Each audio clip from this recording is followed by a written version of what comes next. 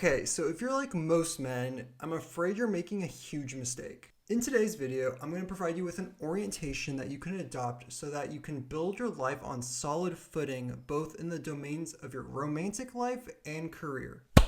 Now, let's get into it. Gardens? This seems so random, right? Let me explain. First, we're going to delve into it as it pertains to romance. Most men fall into either one of two categories as it comes to love. First category is the hunter. As men, we crave forward momentum in life. Just as many years ago, we were on the roam constantly for our next meal, so too does that same forward momentum, that same thrill of the chase apply in domains of modern existence. And one of those domains is one's romantic life. Think of SpongeBob jellyfishing in the fields. Many men, they literally are SpongeBob, chasing and hunting down the jellyfish, which would be the equivalent of a woman. Now, I want you to seriously just reflect on this for just a second. What is the one constant that the jellyfish are doing during the chase? They're trying to evade SpongeBob. They're trying to escape. In the romantic sense, many men, they're trying to sell themselves to women, right? To land a relationship. But my question to you is, who likes to be sold something in the context of romance? Like, if we're being completely honest here, like men and women, like we both don't like to be sold to. There's something that's inherently grimy about it. There's something that's desperate, right? Both men and women simply are just turned off by trying to be sold to in the domain of romance. You shouldn't have to tell women why you are a good catch, and quite honestly, you're wasting your time and energy. You're wasting years of your life if you continue to do this. So that is the first category. The second category when it comes to romance is the statue. These men simply don't move. They are passive and they simply wait for the world to happen to them.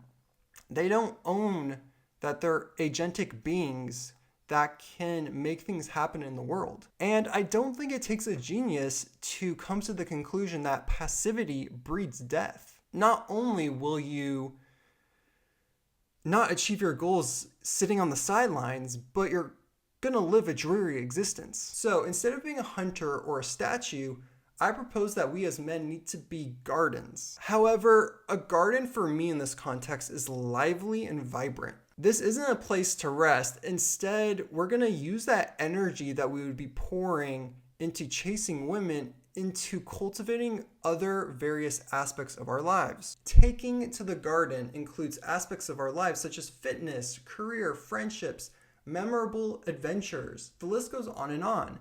Think of your fitness as like the flowers. Think of your career as the bushes, right? Like, we really want to be pouring that water on these various plants so that we build this abundant, rich life. We are crafting a life that is joyous, exciting, whether others are present in it or not. And this is the thing, right? The more beautiful the garden is, the more vibrant, the more colorful, the more attractive it is for others to come see it. Whether it be friends, colleagues, or romantic partners. Literally, think about it this way. The more beautiful, the more potent the garden is, the more butterflies come to visit it. Butterflies, jellyfishes, the same thing, right? The more beautiful the garden, the more that people are going to want to stop by and say hello and to see the garden continue to bloom. So if you're actively tending to the garden, you're not going to have to worry about finding friends. You're not going to have to worry about finding colleagues. You're not going to have to worry about finding your romantic partner because your garden is going to draw them in. Your lively existence will draw others to you and make them want to come along on your journey. However, I want to make a clear point.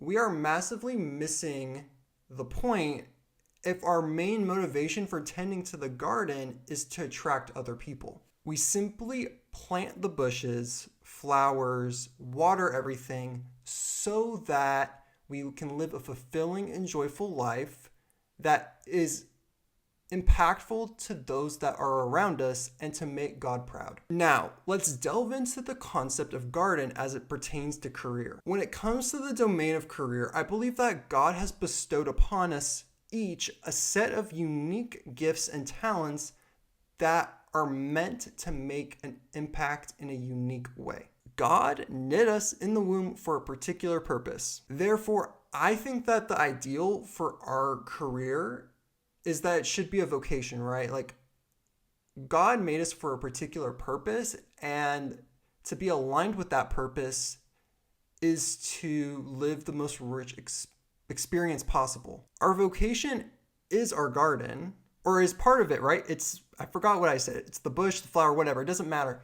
But that career, that vocation is part of the garden. And when we water it, we make God smile. Saint Irenaeus of Lyon said that the glory of God is the human being fully alive. God breathed purpose into our beings so that we could be fully alive.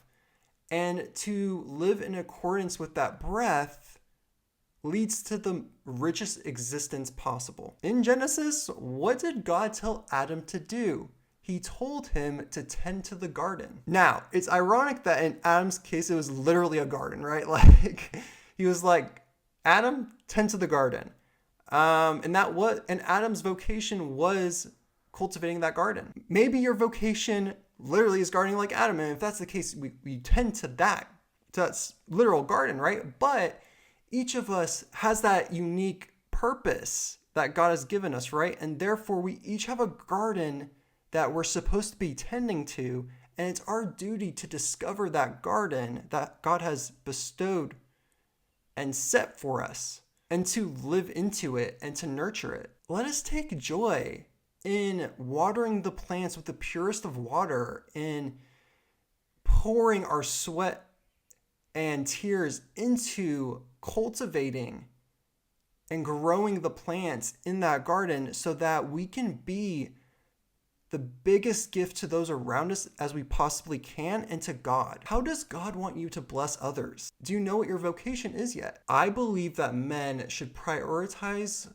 discovering what their vocation is prior to finding and cultivating that romantic, love in their life. And that's a video for a separate day. Finally, I want to leave you with another idea, which is that the more toil, the more sweat that you put into your vocation, the more sustenance that you get out of it. Slowly earned dopamine is what humans were crafted to accumulate, right?